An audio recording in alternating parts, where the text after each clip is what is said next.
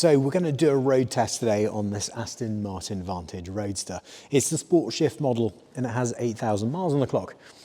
Now, I am not entirely sure about these cars. I love the manuals, I've driven them before, we've had them in stock before, and I've always been a really big fan. The Sport Shift, until I drive it, I don't know about the gearbox. I have this horrible feeling that it's going to be a little bit like the BMW M3 CSL, where it jolts you around as it goes through the gears and it gives you an unpleasant experience. So let's see what it's like. But let's have a look at the outside of the car first. So it is so Aston Martin, isn't it? Look at the grille. As a thing, it's a beautiful, beautiful car. I'm a big fan of the way that this car looks. I actually really like the colour. It's quite a mature colour in a way. It's Toro Red. And I think it suits the car really, really well. I also really like the interior and I like how that's been spec'd. You can see here that it's got the cream leather seats with the Toro Red stitching and the cream leather inserts. I think it really, really suits it. I love all of the design cues. I love the way that you have these speed humps on the back of the car.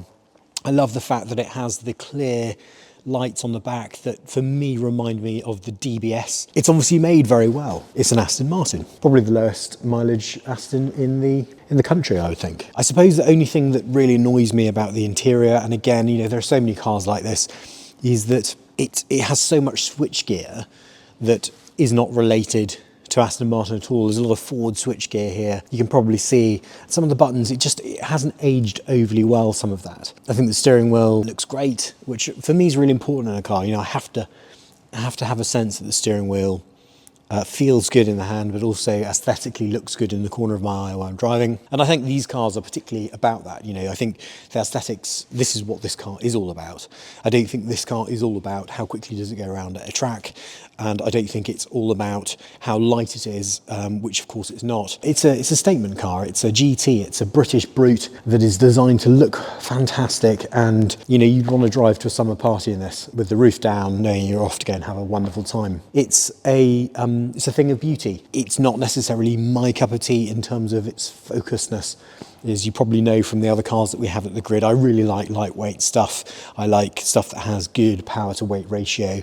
I love manual cars. So this isn't my typical thing. But having said that, you know, you can't deny that that is not a good looking car. Whether you like it or not, you can't deny that is not good looking. And of course, you've got to love the Aston Martin badge. I mean, I love Aston Martin a huge amount. I love old Aston Martin more than I like new Aston Martin. So we're going to take this car out, we're going to go and have a look at it and see what we think. So I'm in the Aston Martin Vantage Roadster. It's got 8,000 miles on the clock and we're going to take it for a little road test. So right now we're in neutral and on the dashboard in front of me, I've literally got a button that says R. So I'm going to press that for reverse and it clicks straight away into reverse. It gives me a little bong to let me know that I'm in reverse.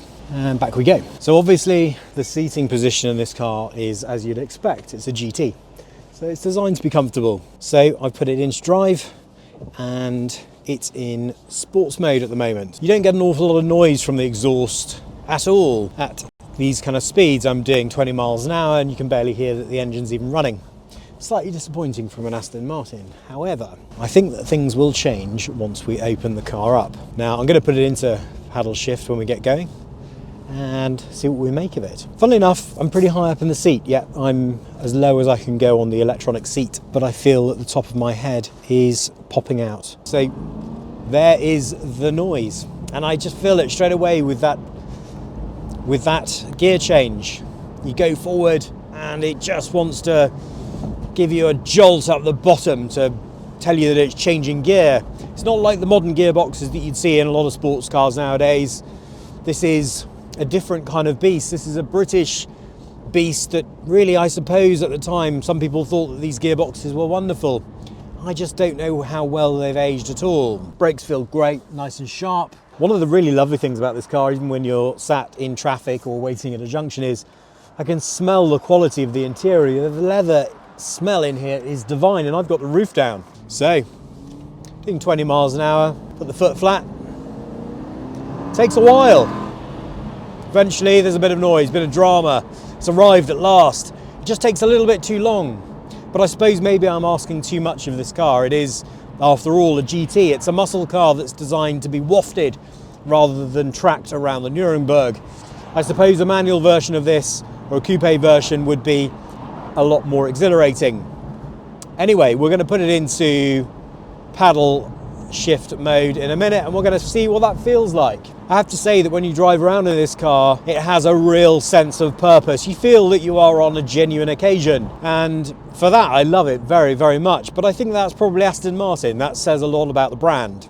There we are. Okay, right, yeah, thank you. So it thought that I should be in second, and then it changed its mind, thought I should be in first for roundabouts. I would like to have a bit more control over that. I think the manual is for me. Okay, so you can probably hear it now. There it is, it's alive. So this car is so bizarre. You could drive it around normally. You could be on your way to Sainsbury's to pick up a pint of milk and your haggis for Burns night, and you wouldn't have a clue that you're in an Aston Martin Vantage. Really, the party piece in this Roadster is ultimately when you put your foot down, like with any muscle car. Put your foot down and the world changes. And it really changes. Wow, listen to that noise. It's such a wonderful sound. That V8, the 4 litre, just wonderful. I'm gonna slip it into paddles now. It's so much more responsive when you put it straight into semi-automatic or the paddle shift mode. It makes you realise that actually this car's really cool when it's been driven really, really well. And it sounds great. Listen to that. The car doesn't know if it should keep its wheels on the tarmac or if it should take off. It's just a wonderful sounding beast. I love it.